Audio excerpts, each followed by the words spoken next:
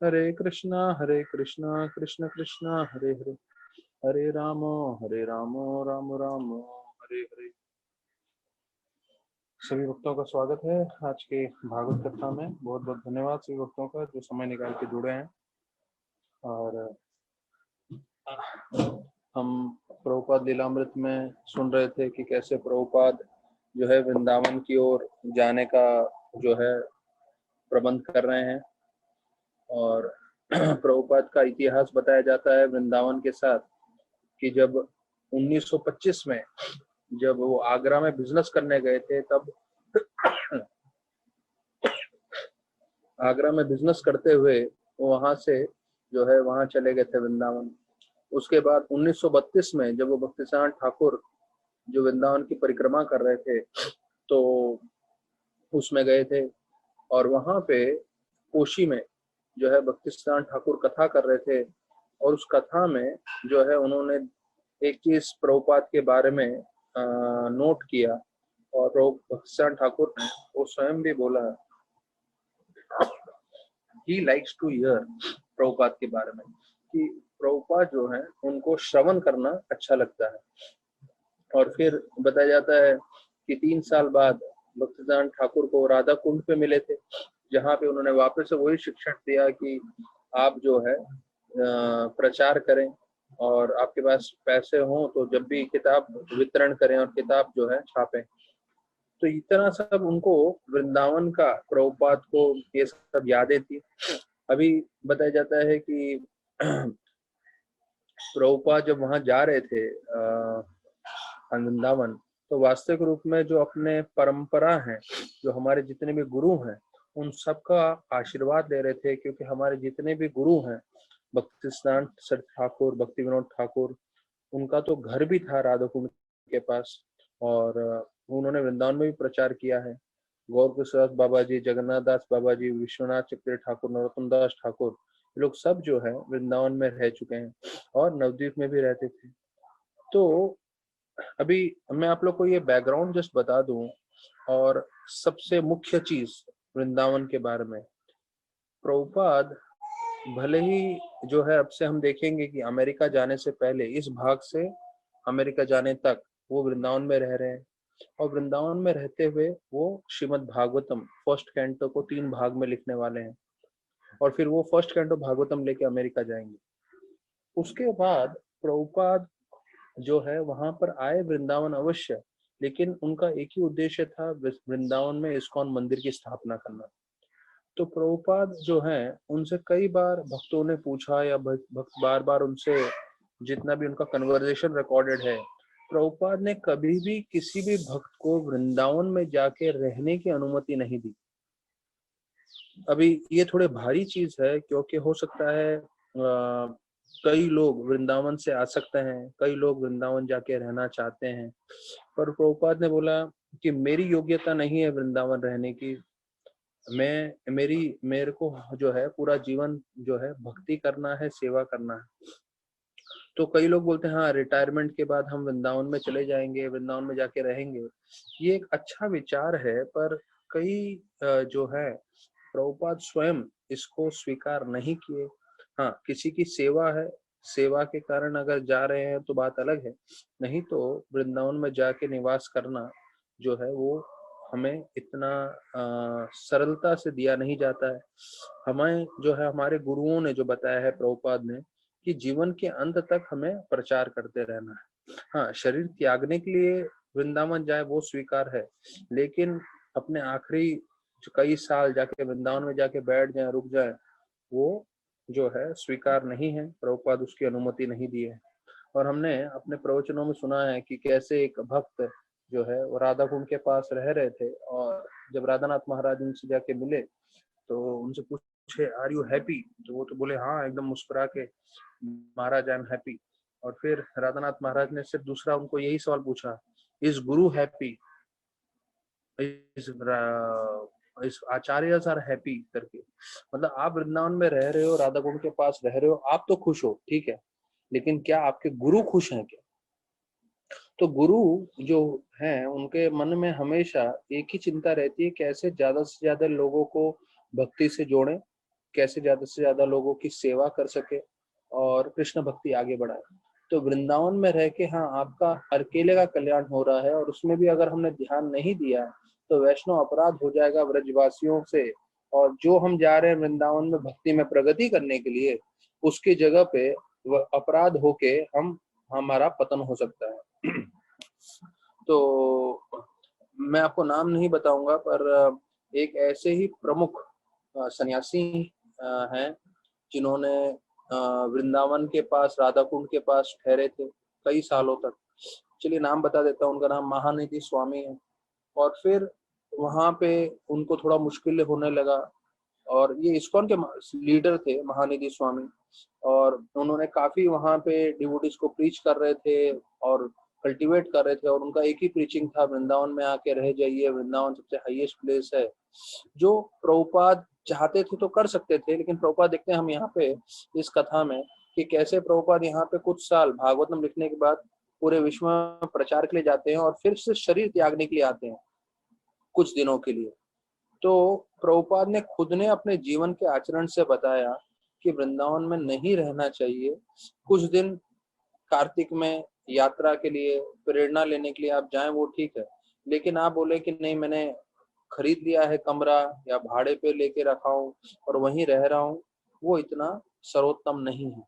तो ये महानिधि महाराज वहां पे थे कई समय तक, लेकिन फिर उनके जीवन में भी मुश्किलें आने लगी और उन्होंने आज की तारीख में संन्यास भी छोड़ दिया है।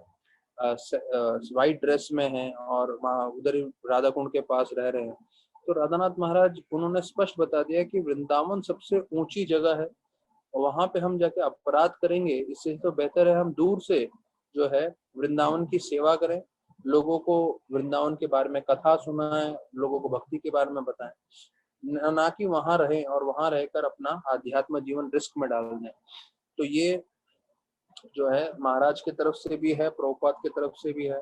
तो हमें दो जगह से इसका शिक्षण मिल गया है। तो हमें समझना चाहिए कि वृंदावन जो है हम कभी घूमने जा सकते हैं, मतलब यात्रा के लिए जा सकते हैं, पर वहां पे जाके रहना जो है वो एक्सेप्टेबल नहीं है, वो स्वीकार नहीं है। अभी हम जो है 31वें अध्याय 31वें श्लोक पे हम चर्चा कर रहे हैं कि वर्णन किया गया है। ब्रह्मा जी यहाँ प्रार्थना कर रहे हैं कि आपका जो स्वरूप है वो कोई समझ नहीं सकता, ऐसे करके बोल रहे हैं। ये श्लोक क्रमांक में आ रहे हैं दैट कि आपका जो स्वरूप है वो आपको कोई समझ नहीं सकता।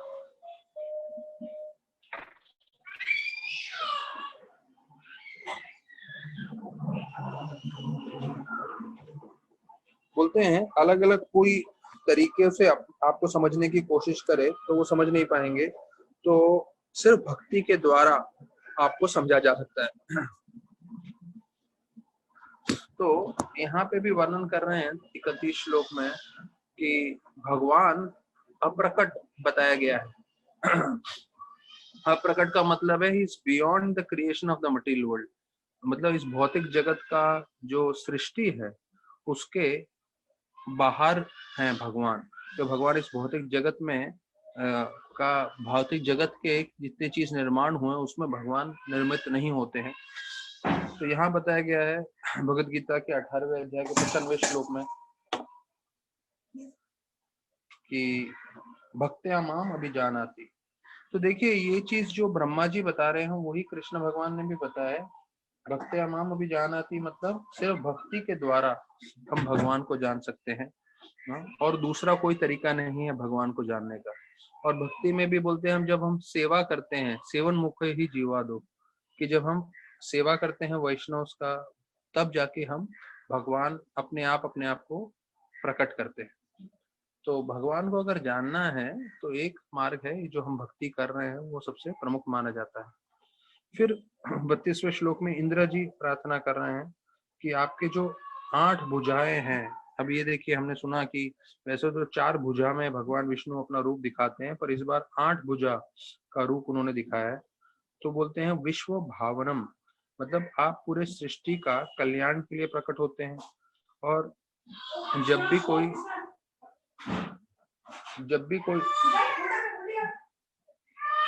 एक मिनट होल्ड करिए। हाँ, तो हम लोग चर्चा कर रहे थे अभी ये 32वें श्लोक में कि इंद्र जी प्रार्थना कर रहे हैं कि आप अपने आठों हाथों से आठों हाथ के रूप लेकर आते हैं, और आपका आने का उद्देश्य क्या है कि आप पूरे सृष्टि के कल्याण के लिए आ रहे हैं। हाँ, जो और दूसरा बता रहे हैं कि जो भी ऐसे भगवान के विष्णु के इस रूप को देखता है तो वो आंखों के लिए और हमारे मन के लिए बहुत ही आनंदित है, कि हमारे मन और आंखों को हमेशा आनंद देगा जब भी हम जो है भगवान का ये रूप देखेंगे। तो बोलते हैं कि वो इस 8 हाथ के रूप में आते हैं विशेष रूप से दानवों को दंडित करने के लिए, जो भक्तों से हमेशा द्वेष करते हैं। सूरा विद्वित छपने, इसका मतलब है कि वो जो भी भक्तों के विपरीत रहते हैं, अभक्त होते हैं, तो उनको जो है दंडित करने के लिए भेजते हैं। यहाँ तक ये बताया जाता है कि हमारा इस्कॉन सेंटर जहाँ पे भी है, तो वहां पे कई लोग होते हैं जो इस्कॉन के फेवर में नहीं रहते, और वो हमेशा जो है केस करते हैं हम लोगों पे, ऐसा सब करते हैं। यहाँ तक कि हमारे राधा गोपीनाथ मंदिर में पहले मंगल आरती होता था 4:30 बजे, पर हमारे नेबर्स लोग ने इतना कोर्ट केस डाला, और कोर्ट ने फिर ऑर्डर किया कि नहीं, जो है मंगल आरती 5 बजे करना। तो हम देखते हैं अधिकांश जगह पूरे वर्ल्ड में इस्कॉन में 4:30 बजे मंगल आरती होती है, सिर्फ अपने गोपीनाथ में जो है 5 बजे है। तो कोर्ट केस भले ही हट गया है, लेकिन फिर भी हम लोग ने टाइम बदला नहीं है। मतलब समय काफी बदल गया है, सारा हमारा नेबर्स भी, हमारे नेबर्स का प्रॉपर्टी भी हमारे पास आ गया है, पर 5 बजे ही हमने रखा है। और थोड़ा वो जो है क्योंकि सब लोग प्रचार के लिए जाते हैं तो थोड़ा सहूलियत जैसा रहता है।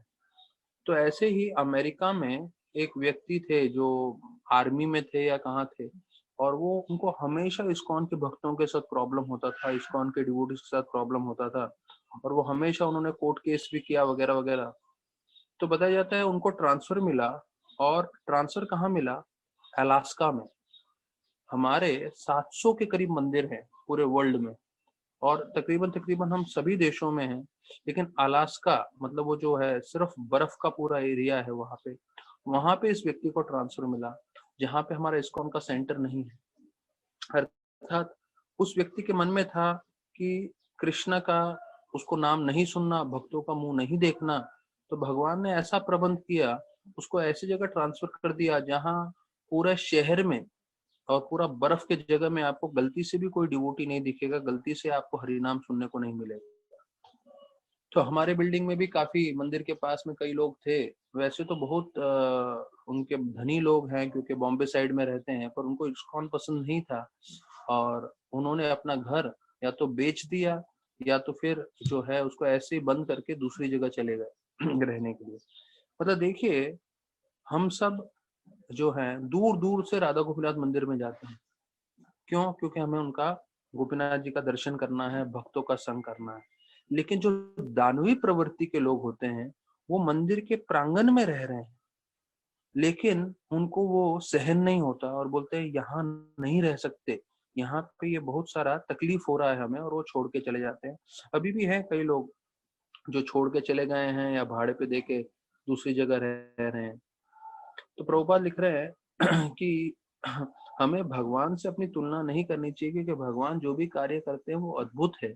अभी जैसे हम देख रहे हैं 8 हाथ के रूप के साथ जो है वो प्रकट हुए हैं, तो हमें 2 हाथ के अलावा कभी मालूम ही नहीं है, पर भगवान जो कार्य करते हैं वो जो है विशेष ही रहता है।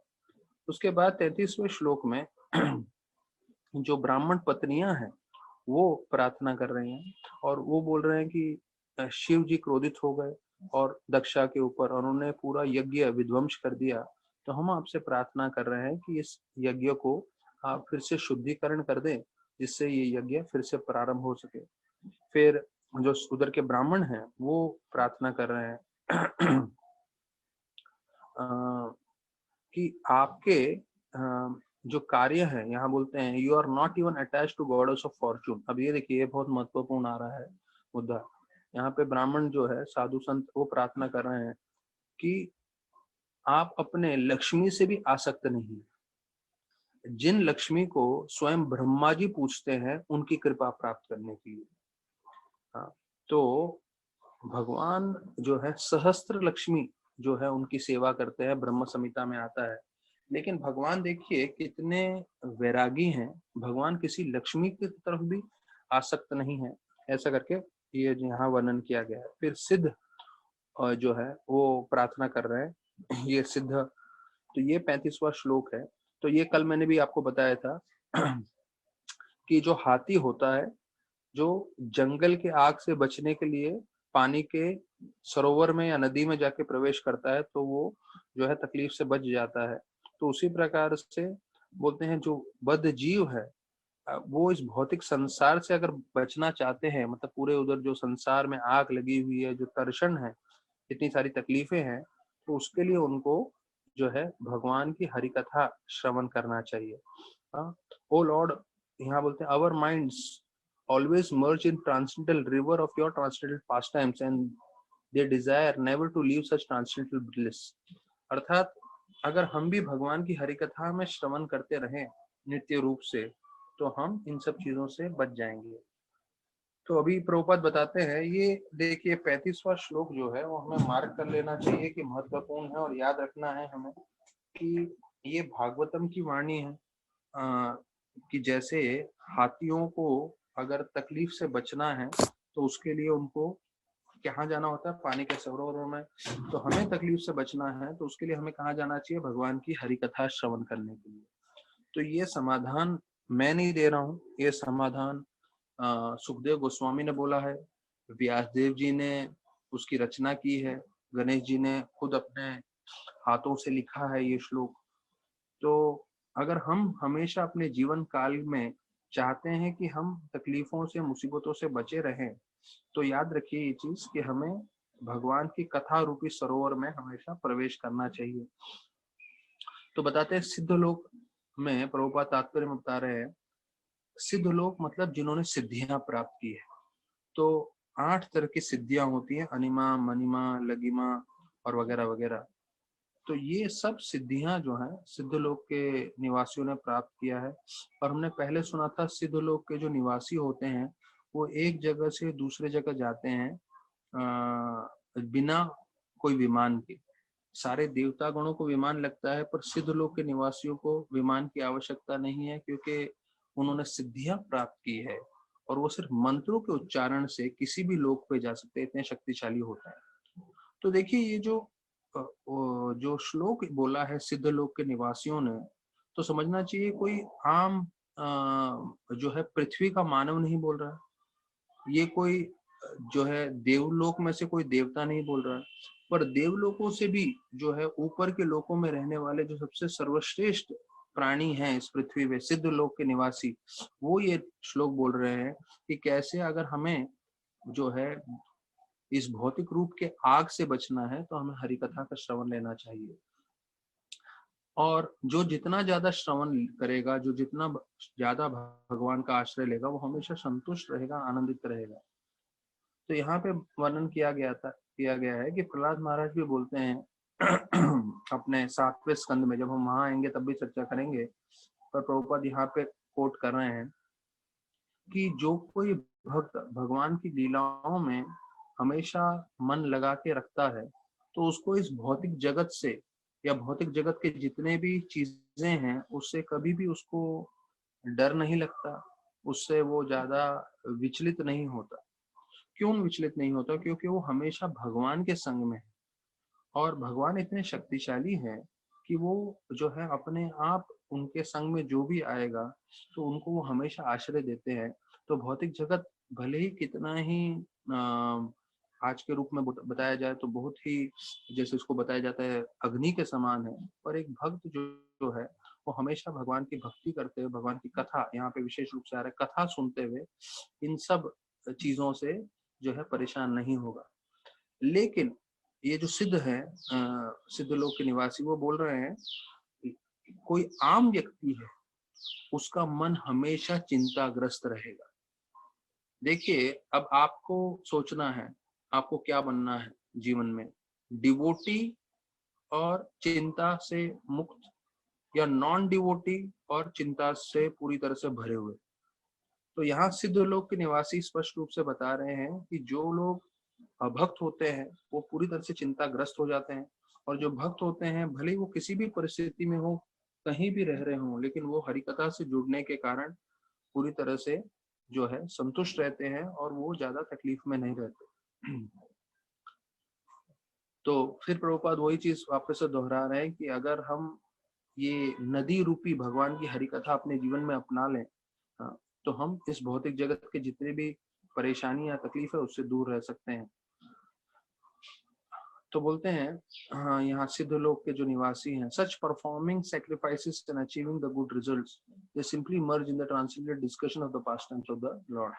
तो अभी इनको पास जो है सिद्ध लोक के पास निवासियों के सब सिद्धियां हैं, और उन सिद्धियों को प्राप्त होने के बाद वो क्या बोल रहे हैं, सबसे उत्तम चीज क्या है, भगवान की हरि कथा श्रवण करना।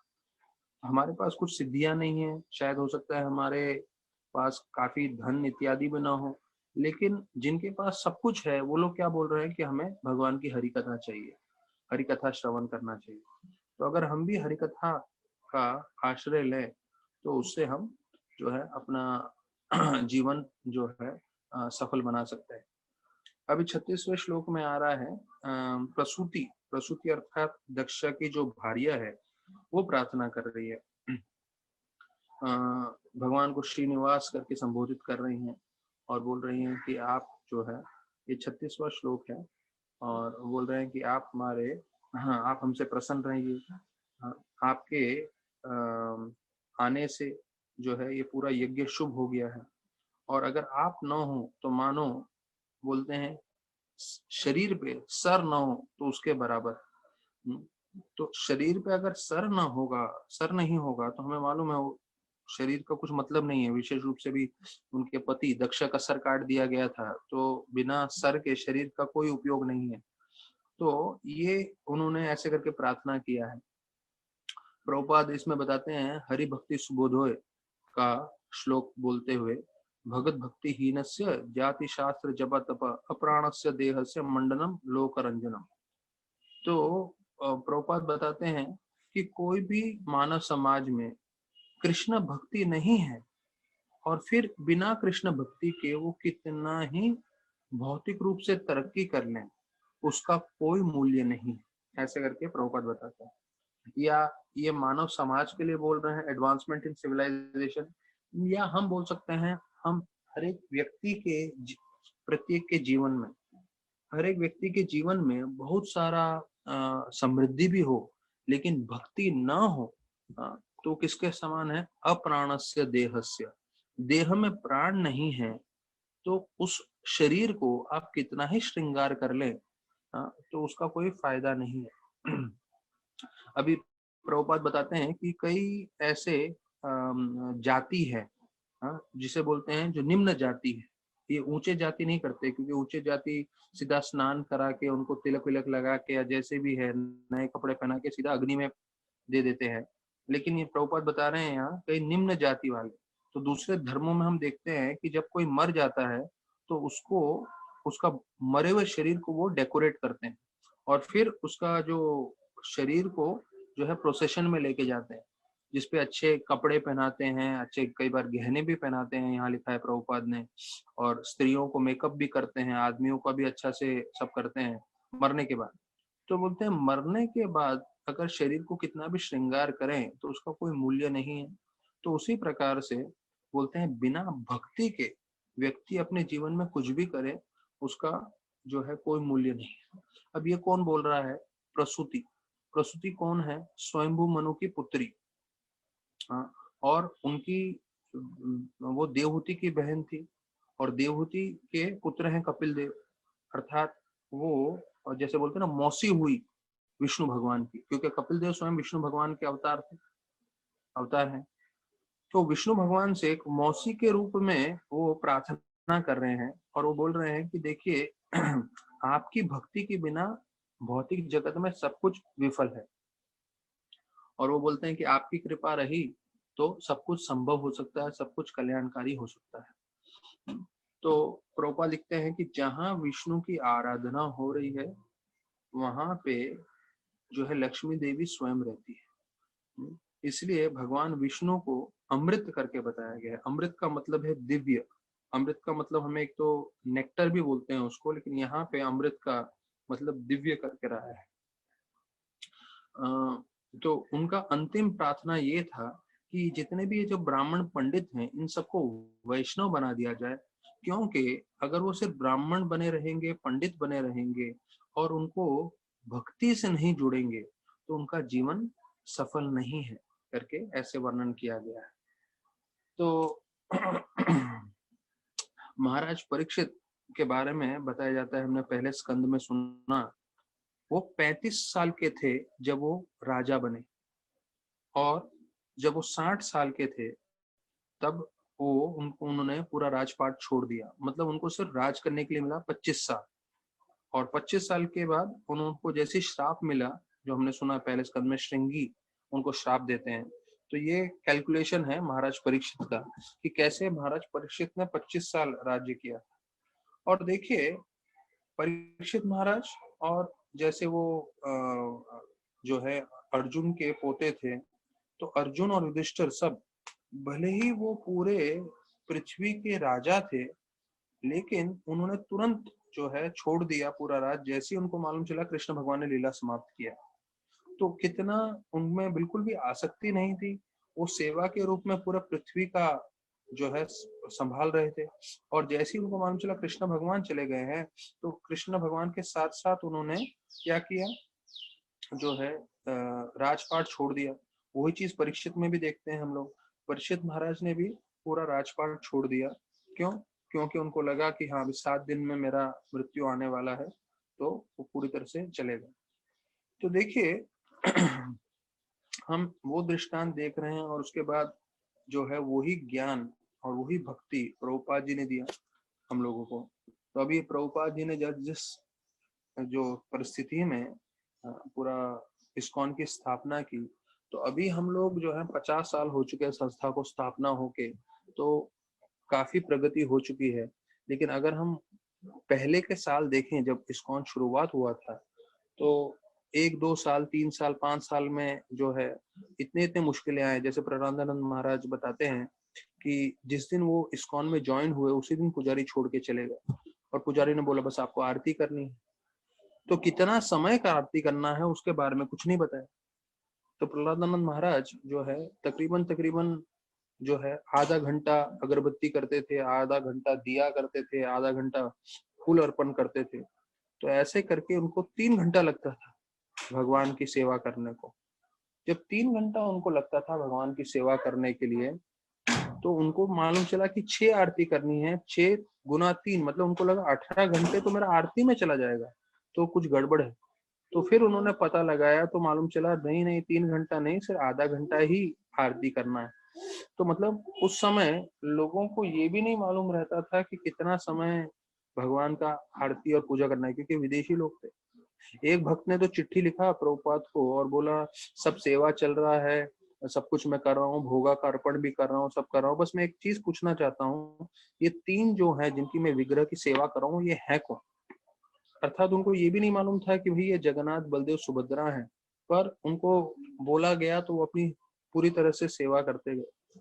प्रभुपाद एक बार खुद जो है हाथ जोड़ के भगवान से प्रार्थना की और बोले कि ये तो मुझे पूरी जगह प्रचार करना है, तो मैं यहाँ नहीं रह सकता, और मैं आपको इनके हाथों में छोड़ के जा रहा हूँ जिनको पूरी तरह से सेवा नहीं मालूम है, तो इसलिए आप अपना खुद ही ध्यान रख लीजिए। ऐसे करके प्रभुपाद प्रार्थना की भगवान को।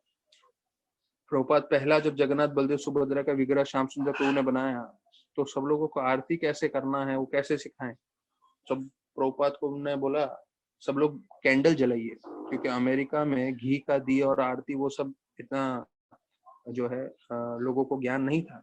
तो कैंडल हाथ में दे दिया, जलाया, और प्रभुपाद ने बोला बस इसी से आरती करिए। और बोले कब तक आरती करना है? बोले जब तक आपका हाथ नहीं दुखे तब तक घुमाते रहिए घुमाते रहिए।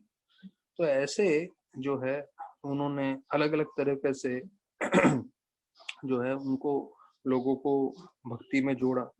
अभी देखिए हमारे जो है यूक्रेन के शायद भक्ति चैतन्य स्वामी हैं।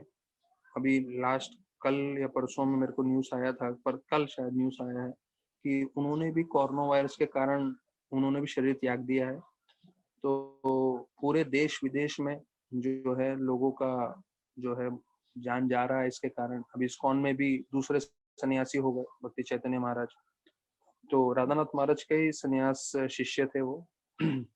और बताया जाता है वो यूक्रेन में प्रचार कर रहे थे। तो यूक्रेन के बारे में बताया जाता है, यूक्रेन मतलब अभी आप बोले ये रशिया भी नहीं है, रशिया के दूसरा बाहरी देश है, लेकिन यूक्रेन में बताया जाता है जब वो लोग वार्षिक सत्संग करते हैं, वो वार्षिक सत्संग में 12,000 लोग आते हैं।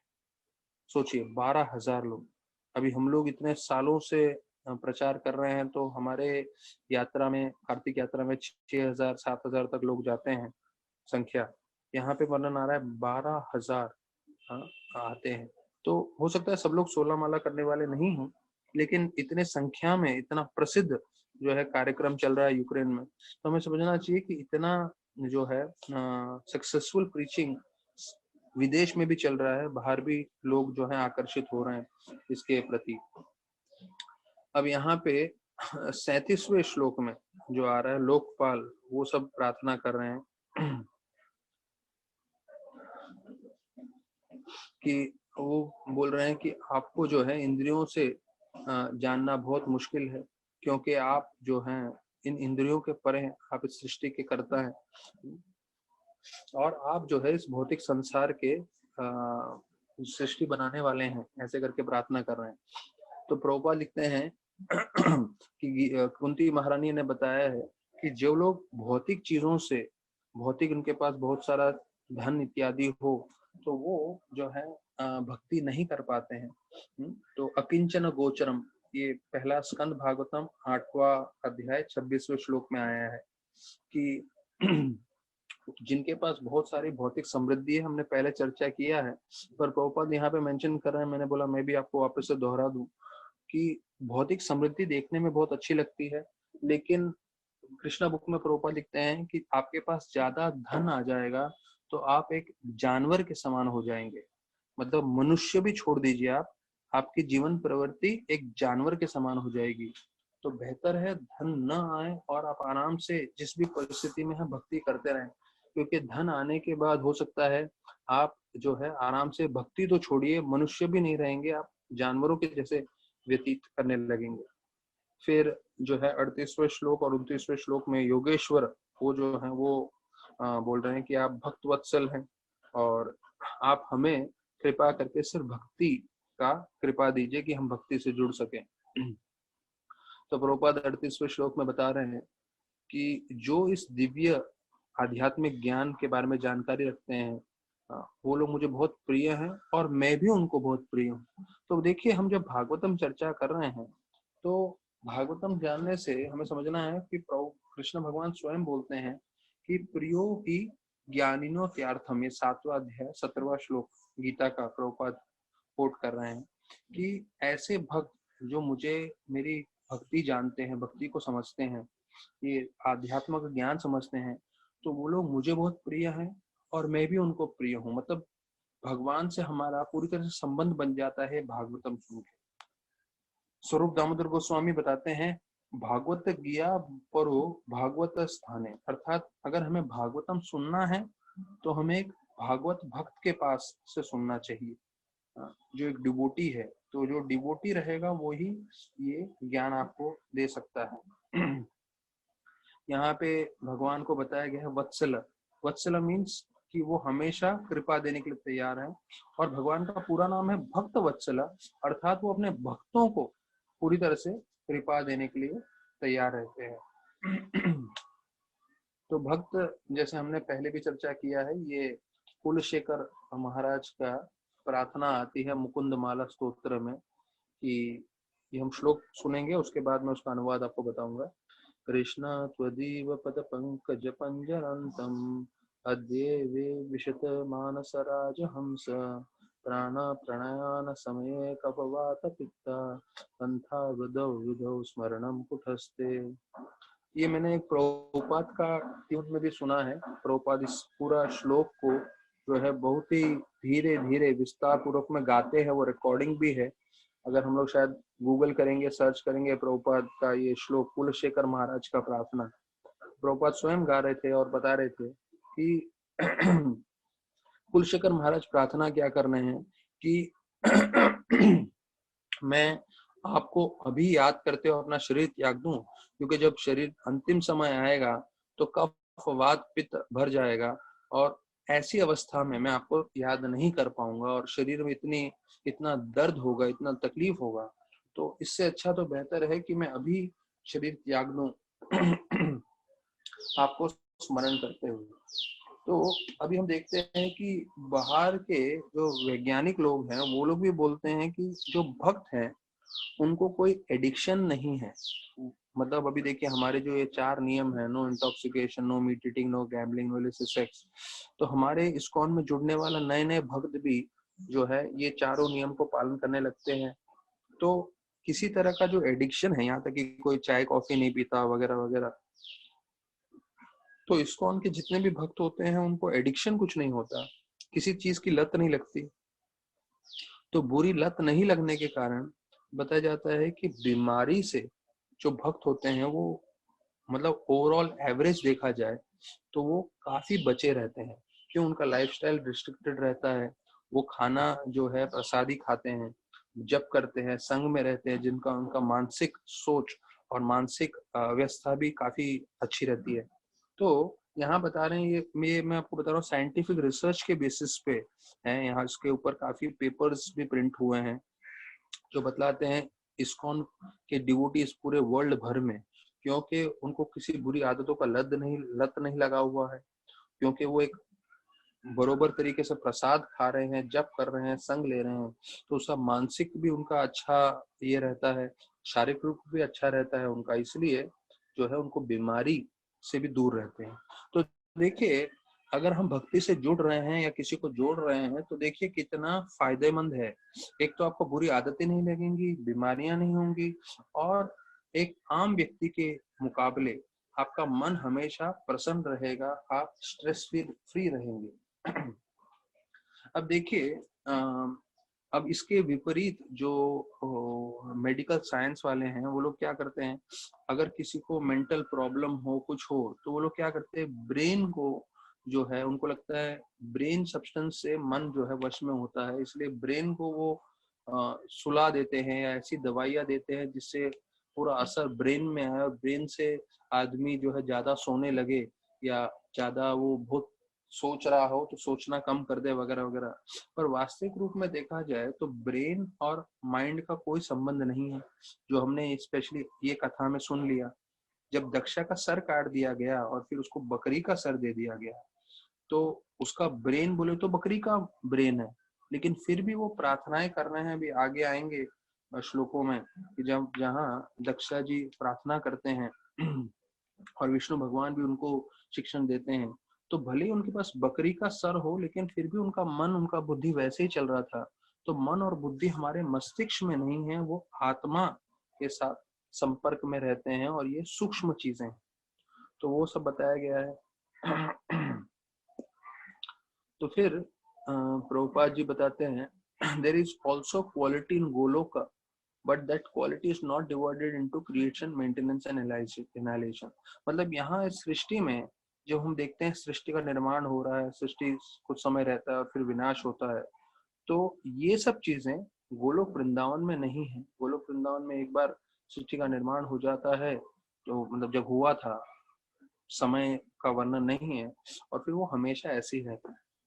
फिर 40वें श्लोक में वर्णन आ रहा है कि ब्रह्मा जो है वो जो है प्रार्थना कर रहे हैं।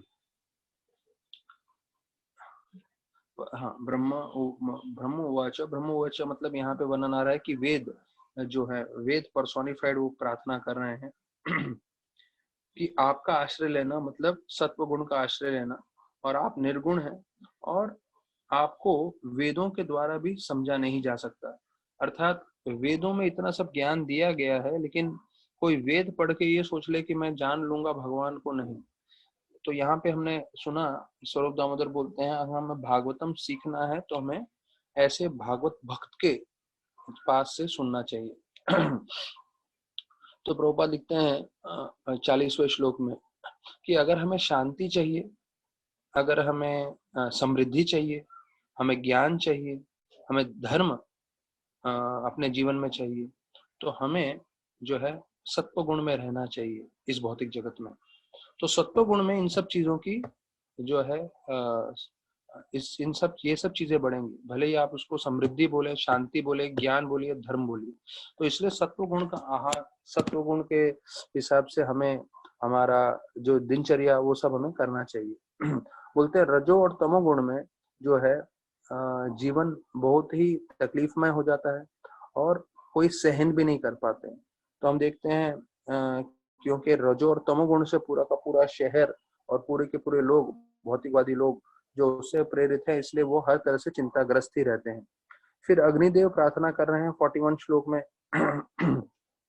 कि आप साक्षात यज्ञ हैं और हम सब आप ही को प्रसन्न करने के लिए जो है यज्ञ कर रहे हैं और ये सब आप ही की शक्तियां हैं करके।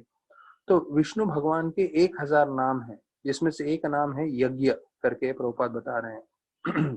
और यज्ञ का उद्देश्य क्या है? हाँ, मतलब जो भी हमारा जीवन का उद्देश्य क्या होना चाहिए, वो है विष्णु भगवान को प्रसन्न करना, और उसको यज्ञ बोलते हैं क्योंकि यज्ञ ही विष्णु का नाम भी है।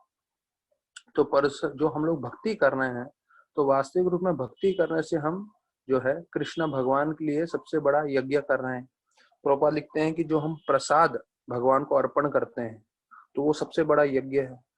और विशेष रूप से जो हम महामंत्र जप करते हैं, हरे कृष्णा कृष्ण कृष्ण हरे हरे, हरे राम राम राम हरे, तो वो जो है ये यज्ञ किसको अर्पण हो रहा है? प्रभुपाद लिखते हैं चैतन्य महाप्रभु को अर्पण हो रहा है।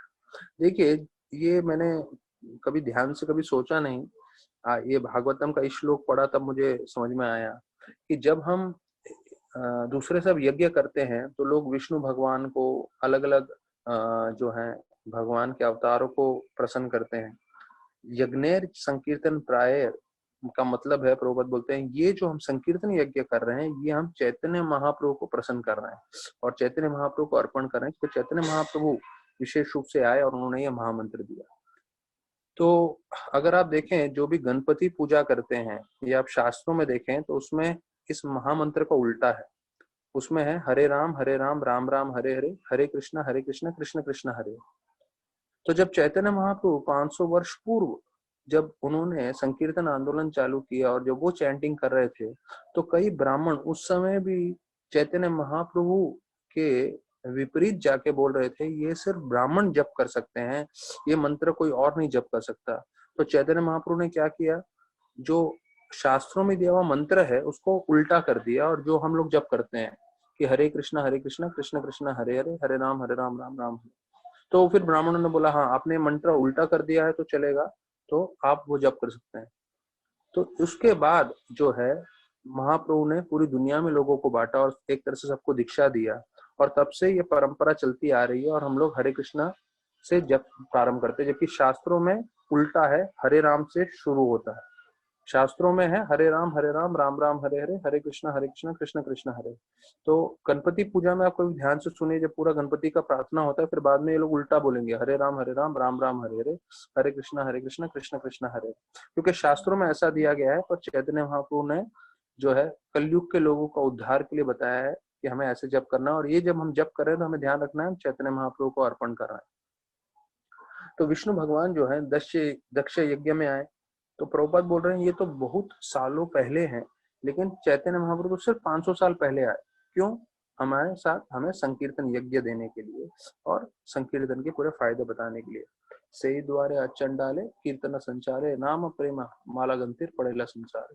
तो चैतन्य महाप्रभु आए हैं हमें भगवान का प्रेम देने के लिए नाम के द्वारा।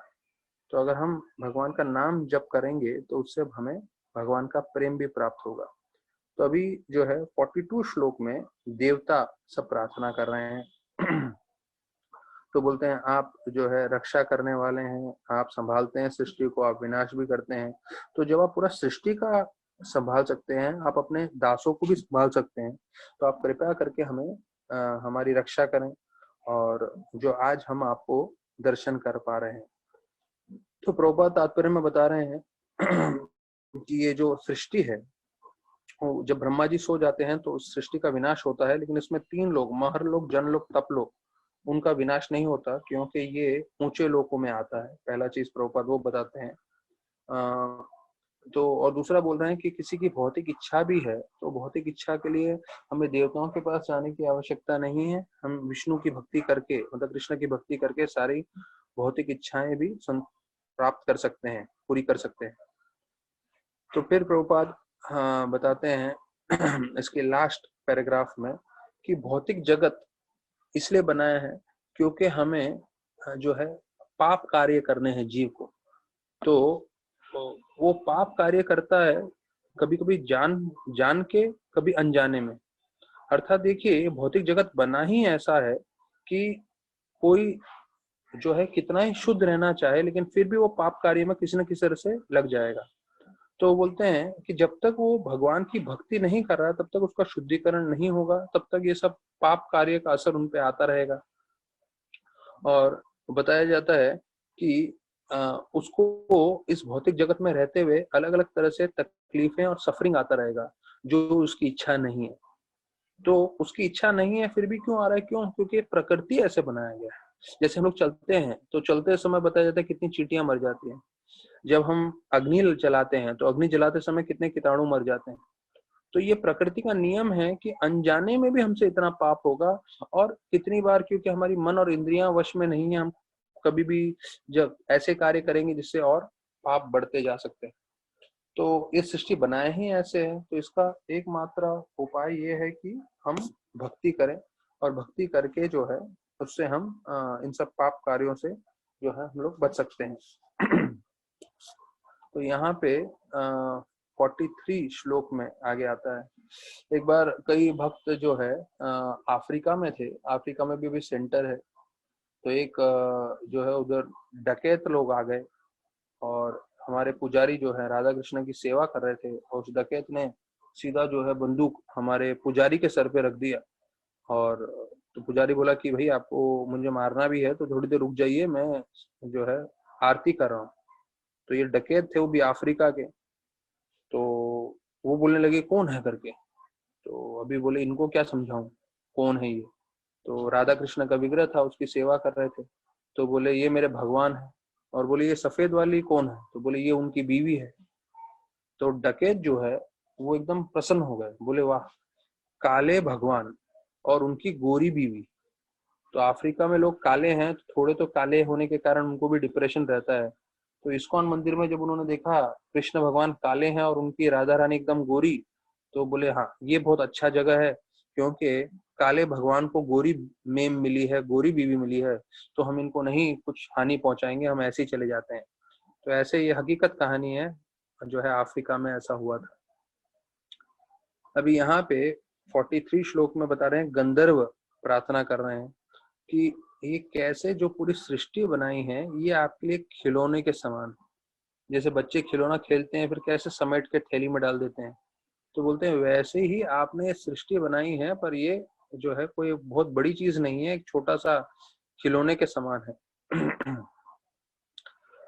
तो बोलते हैं कि कई लोग विष्णु को पूर्ण पुरुषोत्तम मानते हैं, पर अधिकांश लोगों को मालूम नहीं है कि विष्णु भी कृष्ण भगवान के अवतार है। और चैतन्य चरितामृत में से वर्णन करते हैं कि एकल ईश्वर कृष्ण आरसभ्यत्या, यहाँ तक कि जितने भी विष्णु तत्व हैं सब भगवान के ही, कृष्ण के ही अवतारी हैं। और बलदेव जो सबसे पहले भगवान कृष्ण के शरीर से प्रकट होते हैं वो भी भगवान के दास हैं, वो भी भगवान की सेवा करते हैं। तो प्रभुपाद स्पष्ट कर रहे हैं कि कृष्ण तो भगवान स्वयं भागवतम में बताया गया है। तो हमें कोई भी ये जो है गलत धारणा नहीं रखनी चाहिए, क्योंकि ऐसा बताया जाता है कि 10 अवतार विष्णु भगवान से आए, तो इसलिए लोगों को ये गलत धारणा है कि कृष्ण भगवान भी विष्णु से आए। हाँ, अगर आप इस जगत का देखें कि हाँ विष्णु भगवान से सब अवतार आते हैं, लेकिन कृष्ण उनमें से उन विष्णु के अवतार नहीं है, वो खुद जो है विष्णु के स्तोत्र हैं, यही श्रीमद् भागवतम में बताया है। तो जो हमने पहला स्कंद 3रा अध्याय पढ़ा तो उसमें ये विस्तार पूर्वक बताया गया है। और फिर बोलते हैं जब हम कृष्ण भगवान की पूजा करते हैं, अर्थात जड़ को पानी देते हैं, उससे सारे संतुष्ट हो जाते हैं। अब जो है 44 श्लोक में विद्याधर जो है प्रार्थना कर रहे हैं और बोलते हैं कि जो जीव है वो अपने आप को शरीर समझता है और शरीर समझने के कारण माया के प्रपंच में आके उसको लगता है कि मैं खुश हो जाऊंगा भौतिक चीजों से। तो देखिए ये हम सब रोज कर रहे हैं ये सब चीजें, भौतिक इंद्रिय तृप्ति। और यहाँ पे गंधर्व जो है प्रार्थनाओं में बता रहे हैं कि ये हमारा प्रॉब्लम है कि हमको लगता है कि हम इंद्रभोग करेंगे तो इंद्रभोग करके हम संतुष्ट हो जाएंगे, जबकि इंद्रभोग से हम कभी संतुष्ट नहीं होने वाले। बोलते हैं हमारा ध्यान भटक जाता है माया के प्रपंच से और हम टेम्पररी चीजों की तरफ आकर्षित होते हैं, जो प्रभुपाद यहाँ लिख रहे हैं इट इज इल्यूजरी हैप्पीनेस। गंधर्व जो प्रार्थना कर रहे हैं मतलब असली आनंद नहीं है, वो क्षण भंगुर आनंद है जिसकी तरफ हम आकर्षित होते हैं। प्रभुपाद लिखते हैं गीता में the so called feeling of happiness is the ultimate enemy of the sense enjoy. कि हमें लगता है इसमें आनंद आ रहा है, आनंद आ रहा है, लेकिन ये हमारा सबसे बड़ा दुश्मन है, क्योंकि ये हमें भौतिक जगत, भौतिक दुनिया में बांध के रखता है।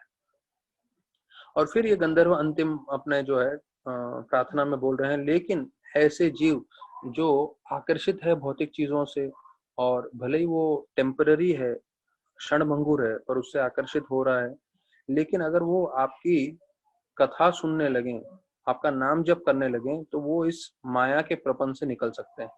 तो देखिए जैसे हमने बोला है, बार बार यही चीज रिपीट हो रहा होगा, गीता बोलिए, भागवतम के अलग अलग स्कंद में बोलिए, या अलग अलग देवताओं का प्रार्थनाओं में बोलिए।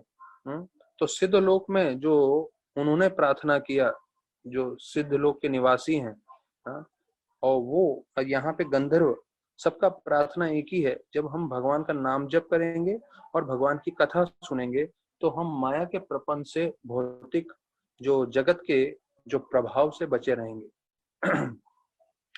तो प्रभुपाद तात्पर्य बता रहे हैं कि प्रहलाद महाराज बोले हमारा शरीर टेम्पररी है, लेकिन हम इस टेम्पररी शरीर से जो है सबसे महत्वपूर्ण कार्य कर सकते हैं, वो है भक्ति करके भगवत धाम जा सकते हैं। तो ये हमारे पास कुछ समय के लिए शरीर है, 40-50 साल के लिए, लेकिन इस 50 साल में हम इसका सदुपयोग करें तो हम भगवत धाम जा सकते हैं, दुरुपयोग करें नरक में जा सकते हैं। तो जितने लोग हैं सब तरह से इंद्र भोग में लगे हैं शरीर से, और फिर उसके कर्मों के अनुसार उनको जन्म लेना पड़ता है। लेकिन भक्त जो है वो भगवान के नाम जप और भगवान की कथा में रोज नित्य रूप से लगा रहता है, और उससे करके वो आगे बढ़ता है आध्यात्म जगत में। और ये देखिए, ये हम लोग जो कर रहे हैं सुबह को जपा और शाम का भागवत, ये अभी यहाँ जो देख रहे हैं वो गंधर्व बता रहे हैं, आज के इसमें देखा सिद्धलोक के निवासी बता रहे हैं। हमने देखा है पहले दूसरे तीसरे स्कंद में सब जगह बताया है। जो है कपिल मुनि वो अपनी माता को बताते हैं कि कैसे श्रवण करना है, कैसे महत्वपूर्ण है। सुखदेव गोस्वामी बता रहे हैं, महाराज परीक्षित बता रहे हैं, गीता में कृष्ण बता रहे हैं। तो देखिए हमें एक चीज समझना है कि पूरे भागवत में, पूरी गीता में, पूरे महान भक्तों में, या बड़े से बड़े प्रमुख देवताओं में, सब जगह एक ही चीज बताया गया है, क्या? कि हमें जप करना है और भगवान का कथा श्रवण करना है। तो इसको आजीवन काल के लिए हमें पकड़ के रखना है और उसको लेके चलना है। तो बोलते हैं सबसे बड़ा भ्रम जीव के लिए यह है कि वो अपना आध्यात्मिक स्वरूप जानने की कोशिश नहीं करता, उसको सिर्फ अपने शरीर में रुचि रहती है। और यहाँ पे प्रभुपाद बोल रहे हैं which is only a flash, which is only a flash and which will be finished as soon as the time is designated। तो देखिए ये प्रभुपाद ने फ्लैश शब्द या जो है इसको बहुत बार बताया हुआ है। जैसे कभी कभी मोबाइल में कोई कैमरा फोटो खींचता है तो एक फ्लैश आता है, तो फ्लैश देखिए कुछ एक आध सेकंड के लिए आके निकल जाता है। तो बोलते हैं वही हमारा शरीर भी एक फ्लैश के समान है। हाँ, तो जो लोग जिनका 60 इयर्स हो गया है उनसे पूछिए जीवन कहाँ गया, तो बोलेंगे मालूम नहीं चला। तो उनका पूरा जीवन 60 इयर्स निकल गया, पर उनको मालूम नहीं चला कहाँ पे पूरा जीवन चला गया। तो एकदम फ्लैश के समान है। तो अभी हम लोग श्रवण कर रहे हैं, पर मान के चलिए कि हमारा जीवन भी आने वाले कुछ 10, 15, 20, 30 साल में पूरा खत्म होने वाला है। तो ये फ्लैश के समान है। और प्रभुपाद बोल रहे हैं which will be finished as soon as the time is designated. जैसे ही हमारा समय आएगा, काल आएगा, तो हमारा जीवन पूरी तरह से खत्म हो जाएगा। तो उससे पहले हमें कम से कम जपा और भागवत श्रवण करते करते जुड़े रहना है। तो बोलते हैं माया की शक्ति क्या है, प्रभुपाद बताते हैं इस श्लोक में। ये आवरणात्मिका शक्ति के बारे में वर्णन किया है, जो हमारा मन और बुद्धि को इस तरह से भ्रमित कर देती है कि प्रभुपाद बताते हैं कि कोई कीड़ा किसी के गर्भ में हो, किसी के पेट में हो, मतलब किसी भी जीव के पेट में वो कीड़े रहते हैं, वो कीड़े जो हैं मल मूत्र के बीच में रहते हैं, लेकिन वैसी अवस्था में भी वो कीड़ों को आनंद आ रहा है। ये माया की शक्ति है, उदाहरण दे रहे हैं। मतलब भौतिक संसार इस तरह से बनाया गया है कि कोई किसी भी परिस्थिति में रहेगा, वो माया से भ्रमित होके उसको आनंद ही आएगा। उसको ये नहीं लगेगा कि मैं फ्रस्ट्रेट में जो है मुझे भौतिक जगत छोड़ना है। तो इसलिए इतना आसान नहीं है भौतिकवादी लोगों को कृष्ण भक्ति की तरफ जोड़ना, बिकॉज हर कोई सोचता है मैं जिस भी परिस्थिति में हूँ, इतने तकलीफ के साथ भी खुश हूँ। तो प्रभुपाद बोलते हैं हम लोग किसी को अपना परिस्थिति बदलने के लिए नहीं बोलते हैं, और हम उनको सिर्फ इतना बोलते हैं कि वो हमारे साथ जुड़ जाएं और हरे कृष्णा महामंत्र जप करें। क्योंकि हमें मालूम है अगर वो सिर्फ जप करेंगे, प्रभुपाद लिख रहे हैं, और कृष्ण की कथा सुनेंगे, तो उनका जीवन में परिवर्तन आ जाएगा और उनको जीवन में एक सही मार्गदर्शन मिलेगा और उनका जीवन पूरी तरह से कामयाब हो जाएगा। ये 44 श्लोक का लास्ट लाइन है, if one simply chants and hears the topics of Krishna. तो देखिए जो गंधर्व ने प्रार्थना किया है, जो सिद्धलोक में प्रार्थना हुआ है, जो पहले 3 स्कंद में हमने कई बार चर्चा किया है, गीता में चर्चा किया है, प्रभुपाद भी वही बोल रहे हैं कि आप सिर्फ जप करिए, भागवतम सुनिए और देखिए आपके जीवन में कितना परिवर्तन आ रहा है, आपके जीवन में एक नई रोशनी आ रही है और आपका जीवन पूरी तरह से कामयाब हो रहा है।